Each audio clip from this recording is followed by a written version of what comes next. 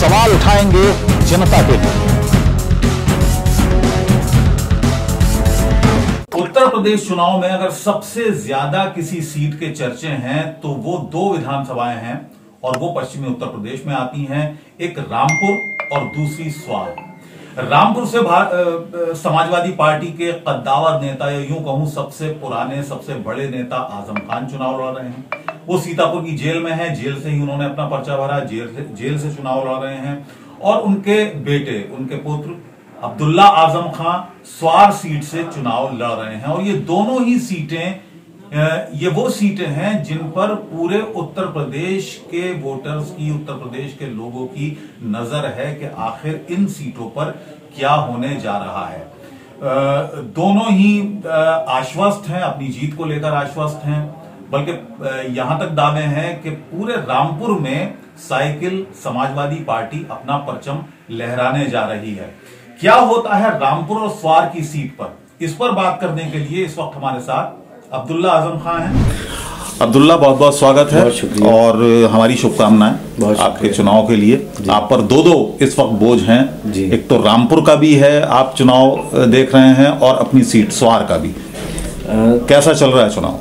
देखिए, इलेक्शन तो अगर रामपुर के 5 सीटों की मैं बात करूं तो 10 तारीख को आप ये देखेंगे कि बहुत ही अनएक्सपेक्टेड सा रिजल्ट होगा।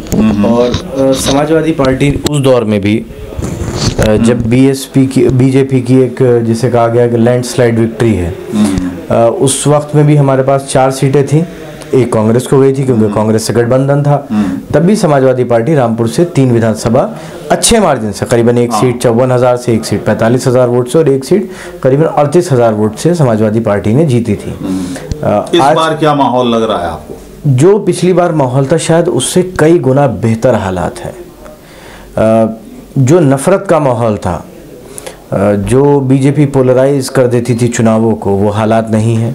और शायद ये पहली बार ऐसा हो रहा है कि बीजेपी इलेक्शन पोलराइज करना चाह रही है और इलेक्शन पोलराइज नहीं हो पा रहा। लोग वजह देखिए, लोगों के पास बहुत सी वजहें हैं। लोग सवाल कर रहे हैं, किसान सवाल कर रहा है कि भाई 2022 आ गया, हमारी आय क्यों नहीं दोगुनी हुई? किसानों के साथ जो लखीमपुर खीरी में हुआ, उसमें क्या जो हुआ वो वाकया इंसाफ है, या उसमें इंसाफ होने की क्या उम्मीद है? या कोई आम आदमी होता तो उसके लिए इंसाफ का जो एक तरीक़ा होता, क्या वो अलग होता? और एक वीवीआईपी के लिए एक तरीक़ा अलग है। 1 साल तक किसान जो दिल्ली की डामर की सड़कों पर गर्मी और सर्दी में बैठे रहे और 700 किसानों की शहादत हुई, उसका हिसाब कौन देगा? कोरोना में जो गंगा में लाशें बहती रहीं, उनका जिम्मेदार कौन है? सिर्फ इसलिए कि लाशों की गिनती ना हो सके, गंगा के उनके कपड़े तक हटा लिए गए, उसका जिम्मेदार कौन है? ये तो आप ब्रॉडर वे में बात कर रहे हैं। मैं अगर रामपुर और स्वार देखिए रामपुर और स्वार, जिस तरह से फील्डिंग सजाई गई है आपके खिलाफ, स्वार की अगर मैं बात करूं, स्वार में एनडीए, बतौर एनडीए के उम्मीदवार के तौर पर नवाब खानदान के एक फर्द को आपके खिलाफ खड़ा किया गया। अपना दल से वो आए हैं, हालांकि वो बीजेपी सपोर्टेड है अपना दल। तो क्या आपको लगता है कि बीजेपी ने जो फील्डिंग जिस तरह से लगाई है रामपुर में या स्वार में आपके खिलाफ, उसमें उसको कामयाबी मिलेगी? देखिए, बीजेपी की मैं नहीं जानता क्या फील्डिंग लगाई है उन्होंने, लेकिन शायद जो बाई इलेक्शन में हुआ था, जो जुल्म रामपुर वालों के साथ हुआ था, और जो इस वक्त कमिश्नर हैं और उस वक्त तत्कालीन डीएम थे रामपुर के, उस दौर में 8 बजे सारे एजेंट्स गिरफ्तार कर लिए गए थे सुबह में, और रामपुर वालों के साथ बस शायद तारीख़ में आप उसको दूसरा वाक़या आपको नहीं मिलेगा जैसा बर्ताव रामपुर वालों के साथ और जो जुल्म हुआ था। और आज़ाद हिंदुस्तान में ऐसा पहली बार रामपुर में हुआ कि रामपुर में पोलिंग परसेंटेज 20% से लेके 30% के बीच में रहा। उसके बावजूद भी रामपुर वालों ने जिताया जी।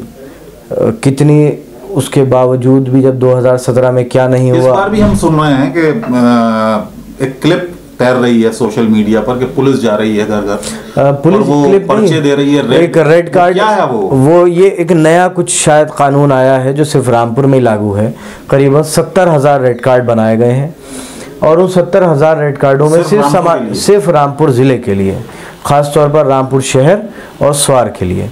और कोई ऐसा घर नहीं है जहाँ पर पुलिस जाकर गाली गुफ्तारी नहीं कर रही, रेड कार्ड नहीं दे रही, और लोगों से ये कहा जा रहा है कि आप घर से नहीं निकलेंगे। मतलब एक तरफ तो हम ये कहते हैं कि एक फ्री एंड फेयर इलेक्शन होना चाहिए, पोलिंग ज़्यादा से ज़्यादा हो, लेकिन रामपुर में जो एडमिनिस्ट्रेशन है और खास वो तो इलेक्शन कमीशन का हवाला दे के मैंने देखा कि वो जो पुलिस इंस्पेक्टर है, अगर इलेक्शन नहीं, अगर इलेक्शन कमीशन का हवाला है तो बाकी ज़िलों में क्यों नहीं है, सिर्फ रामपुर में क्यों है?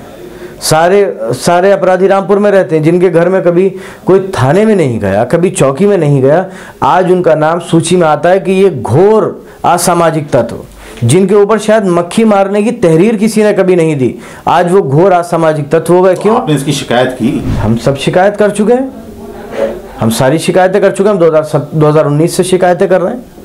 नहीं, इस बार जो अभी इस बार की भी क्लिप है, इस बार की भी पुलिस जा रही है, कई घरों में वो गई है, और आप कई घरों में, हर घर में, कई घर में नहीं, हर घर में गए, गाली गुफ्तारी कि अगर तो निकला तो हवालात ले जाएंगे, मारेंगे। देखिए यूपी में इस वक्त, हाँ जी, यूपी को अगर पूरे इंडिया के उसमें देखा जाए तो एक डेमोक्रेटिक स्टेट नहीं, एक पुलिस स्टेट बन गया है। पुलिस बेलगाम है। और देखिए जब आप पुलिस से गलत काम कराओगे तो जब वो गलत काम करेगी तो आपको वो भी बर्दाश्त करना पड़ेगा। अगर मैं आपसे कोई फेवर मांगूंगा तो कल को आप अगर मुझसे कोई चीज़ मांगेंगे तो मैं उसके लिए आपको मना नहीं कर सकता।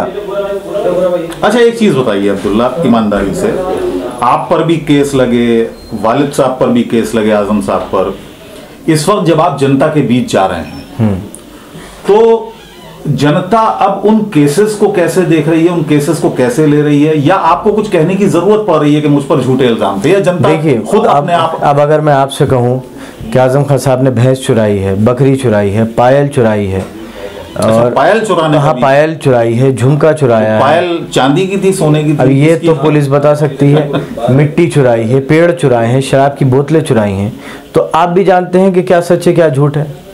और अब वो ज़माना नहीं रहा कि किसी ने कुछ कह दिया और लोगों ने मान लिया। अब हर किसी के पास मोबाइल है, व्हाट्सएप है, फेसबुक है, ट्विटर है, हर आदमी को सच्चाई मालूम है। जो बात हम आप और यहाँ बैठ के करेंगे वो 5 मिनट में पब्लिक डोमेन में होगी, हर इंसान उससे वाकिफ़ होगा। जब हमारी आपकी बात नहीं छुपी रह सकती तो ऐसी FIRs की सच्चाई लोगों से कैसे छुपी रहेगी? रामपुर का इलेक्शन कैसा चल रहा है? रामपुर बहुत अच्छा, पे सबकी नजरें हैं, पूरे प्रदेश की नजरें इस वक्त रामपुर के चुनाव पर हैं। अगर आजम खान साहब जेल में हैं, वहीं से उन्होंने पर्चा भरा। अगर कमिश्नर साहब ज़्यादा पुलिस पर दबाव नहीं डालेंगे और पोलिंग परसेंटेज अगर रामपुर का अच्छा हो गया तो रामपुर इतिहास बनाएगा इस बार। अच्छा, उम्मीद है आपको कि रामपुर से समाजवादी पार्टी जीत का इतिहास बनाएगी, बशर्ते प्रशासन पोलिंग होने दे। फोन कर करके थाने बुलाया जा रहा है, जिन लोगों पे कोई FIR नहीं उन पे कॉन्टैक्ट लग रही है, उन्हें जिला बदर किया जा रहा है। अच्छा, शुरुआत में जब आपने नामांकन भरा तो हमने बहुत सारे ऐसे इंटरव्यूज देखे, चाहे वो नवाब खानदान के कोई फर्द हों या जो भारतीय जनता पार्टी के जो कैंडिडेट हैं, वो ये कह रहे थे कि उनकी कोशिश रहेगी कि आपका नामांकन ही रद्द करवा दें। देखिए मैंने इस तरह की मैं बताऊं आपको, जब ये नामांकन की बात होने लगी तो मैंने इस बात को कहा कि आप ये कहकर अपना कमज़ोर मैसेज दे रहे हो, आप ये मैसेज दे रहे हो कि हम चुनाव लड़ने से डर रहे हैं। मैंने तो कहा कि आप तो ये कहिए कि चुनावी मैदान में आए, हम बताएंगे इनके परिवार पे 300 मुकदमे हैं, इन्होंने क्या जुल्म किए हैं। हो सकता है पब्लिक के दिल में हमारे लिए गुस्सा आए, वो हमें इसका सबक सिखाए, लेकिन ये कहना कि नामांकन खारिज करा देंगे, ये वो नहीं कह रहे थे, उनसे कहलवाया जा रहा था। और अच्छी बात है, चुनाव में आएंगे, लड़ेंगे, वो अपनी बात रखेंगे, हम अपनी बात रखेंगे, उसके बाद पब्लिक फैसला करेगी उसे किसे वोट देना। एक प्रक्रिया। आप ये कहेंगे कि हम नामांकन खारिज कर, अपना कमज़ोर मैसेज दे रहे हो। उन्होंने लोगों में अपना ही कमज़ोर मैसेज दिया कि हम कितने घबराए हुए कि हम ना। और सच बात यह है, जिस दिन स्क्रूटनी होनी थी आपत्ति डालने भी नहीं आया कोई। अच्छा, ये सिर्फ हवाबाजी थी और ये हवाबाजी कराई गई थी। रामपुर का चुनाव मुरादाबाद से लड़ रहा है, रामपुर का चुनाव रामपुर से नहीं लड़ रहा, मुरादाबाद से लड़ रहा है। अच्छा, आपका निशाना कमिश्नर पर? बिल्कुल साफ बात कह रहा हूं मैं। जब वो DM थे उन्होंने रामपुर वालों पे क्या जुल्म करने में कसर छोड़ दी। अभी आप जाइए, कॉल रिकॉर्ड्स निकलवा लीजिए, कितने बीजेपी के रामपुर और स्वार के कैंडिडेट से अगर दिन में 500 कॉल ना होती हो तो बता दीजिएगा मुझे। आप नहीं सुनेंगे तो आपके नीचे वाला सुनेगा, जो सुन रहा है। अगर मान लीजिए यहाँ डिस्ट्रिक्ट एडमिनिस्ट्रेशन का कोई बड़ा अफसर नहीं सुन रहा, उससे छोटे वाले को फ़ोन करेंगे कि तुम सुनो। वो नहीं सुनेगा तो उससे सिपाहियों तक को फ़ोन कर रहा है। अब ये लेवल आ गया है बीजेपी का। अच्छा, आपके पास ये इन्फॉर्मेशन है कि सिपाहियों तक को बिल्कुल बरगलाया जा रहा है। SI, SO, SHO, सिपाही, तहसीलदार, इन तक को फ़ोन कर रहे हैं। अब अगर इतने बड़े पद पे बैठे हुए लोग अपनी जाती अना के लिए, मैंने तो कल एक बात कही, अगर रामपुर वालों से इतनी नफरत है तो बताएं, और अगर सियासत का इतना शौक़ है तो इलेक्शन लड़ें, उसके बाद जनता को फैसला करने दें। हम देख रहे हैं आपके बहुत सारे क्लिप्स आ रहे हैं, हम देख रहे हैं लोगों के बीच आप जा रहे हैं, शेर व शायरी भी आप कर रहे हैं माशाल्लाह। एक फैक्टर अभी हम, क्योंकि पूरा पश्चिमी उत्तर प्रदेश घूम रहे हैं, फिर आगे जाएंगे पूरा पूर्वी उत्तर प्रदेश, और फिर हमारा प्रोग्राम है आगे तक इलाहाबाद और गोरखपुर तक जाने का। जी। पश्चिमी उत्तर प्रदेश में कल से परसों, बल्कि परसों से लेकर अभी 2 दिन पहले से लेकर एक तब्दीली आई। हमला होता है पश्चिमी उत्तर प्रदेश में, एक तब्दीली आई अभी 2 दिन पहले से, ये तब्दीली हमने देखी। हमला हुआ असदुद्दीन ओवैसी पर, MIM के जो नेता हैं उन पर, और उसके बाद मुसलमानों में एक हमदर्दी का एक भाव आया उनको लेकर। क्या आपको लगता है कि जिस तरह से ये पूरा, देखिए मैं ये कहूँगा, किसी के ऊपर भी हमला हो, उन्हें सुरक्षा मिल गई है, शायद सिक्योरिटी अच्छा है, खुदा हिफाजत करे उनकी, और जो लोग भी इसमें शामिल हैं उनके खिलाफ कार्रवाई हो।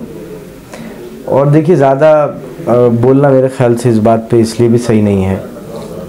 आप जो हमदर्दी वाला फैक्टर की बात कर रहे हैं, मेरे ख्याल से लोग बहुत समझदार हैं, लोग बहुत समझदार हैं, मेरी और आपकी सोच से ज़्यादा समझदार हैं। हाँ जाहिर है, वोटर समझदार होता है, लोग बहुत समझदार हैं, और जो समझदार हैं उन्हें इशारा बहुत है। अखिलेश जी से बात हो रही है इस दौरान आपकी? हाँ बिल्कुल होती है। क्या माहौल चल रहा है पूरे उत्तर प्रदेश को? 400 सीटें जीतेगी समाजवादी पार्टी। अब लोग ये कहेंगे कि 3 क्यों छोड़ दी, तो विपक्ष भी तो होना चाहिए। सिर्फ 3 सीटों का विपक्ष नहीं, एक मजबूत विपक्ष की जरूरत है। हाँ। दिल्ली में नहीं था तो नहीं, ये तो दिल्ली में नहीं, तो चुनावी एक भाषा क्यों? है कि 400 सीटें क्यों दिल्ली में केजरीवाल साहब 67 सीट नहीं जीते थे वो, लेकिन वहां पे सिर्फ 70 सीटें थी। तो अगर आप उसी को बड़े कंटेक्स्ट में देखें, उन्हीं को आप बड़ा कर दें तो 10-12 जीत ले, बस। लेकिन पोजीशन मैं तो 400 सीट 400 सीट जीतेगी समाजवादी पार्टी। अच्छा, यानी BSP और BJP और कांग्रेस वगैरह के खाते में फिर एक सीट आसमान में। अब वो जैसे, मैं तो इतना जानता हूँ कि समाजवादी पार्टी 400 सीटें जीत रही है, कौन कितनी जीतेगा इसके बारे में कुछ नहीं कह सकते। चलिए, यहाँ का चुनाव अच्छा चल रहा है आपका, आप कह रहे हैं, और बहुत बहुत हमारी शुभकामनाएं, हम सभी को शुभकामनाएं देते हैं जिससे भी मिलते हैं, खासतौर से चुनाव के वक्त। तो उत्तर प्रदेश में ये 2 सीटें, जैसा कि मैंने शुरुआत में कहा कि इस पर सबकी नजर है, और ये क्योंकि हमेशा से समाजवादी पार्टी का गढ़ रहा है। 9 बार यहाँ पर आजम खान यहाँ विधायक रहे हैं, इस वक्त वो सांसद रामपुर के हैं, और इस बार वो चुनाव मैदान में हैं। रामपुर से ही वो चुनाव मैदान में है, जेल से ही उन्होंने पर्चा भरा है। और जिस तरह के आरोप उन पर हैं, जिनका अब्दुल्ला जिक्र भी कर रहे थे कि भैंस चोरी, पायल चोरी, किताबें चोरी या वगैरह और भी बहुत सारे इल्जाम हैं, तो इस बात का जवाब जनता इस बार के चुनाव में ये बता देगी कि उन पर जो आरोप हैं वो कितने सच्चे हैं या कितने झूठे हैं। एक बड़ा आरोप जो इन्होंने लगाया, वो लगाया है जो यहाँ पर कमिश्नर है, यानी मुरादाबाद कमिश्नरी के जो कमिश्नर हैं उन पर लगाया है। वो पहले यहाँ पर DM थे, और उन्हीं के कार्यकाल के दौरान वो तमाम जो चार्जेस थे आजम खान पर वो फ्रेम किए गए थे। तो अब भी सीधा सीधा आरोप है कि किस तरह से इस पूरे चुनाव को खराब करने के लिए, चुनाव को मैनिपुलेट करने के लिए कोशिशें हो रही हैं। ये आरोप अब्दुल्ला लगा रहे हैं। बहुत बहुत शुक्रिया बहुत शुक्रिया। अब्दुल्ला हमसे बात करने के लिए आपका। तो चलिए चलते हैं, इनकी कॉन्स्टिट्यूएंसी भी देखते हैं, वहां पर लोगों से सीधे बात करते हैं कि लोगों की क्या राय है, इस चुनाव में किस तरह का माहौल है, स्वार टांडा में भी और रामपुर में भी, ये भी हम आपको बताएंगे। फिलहाल के लिए मुझे इजाजत दीजिए।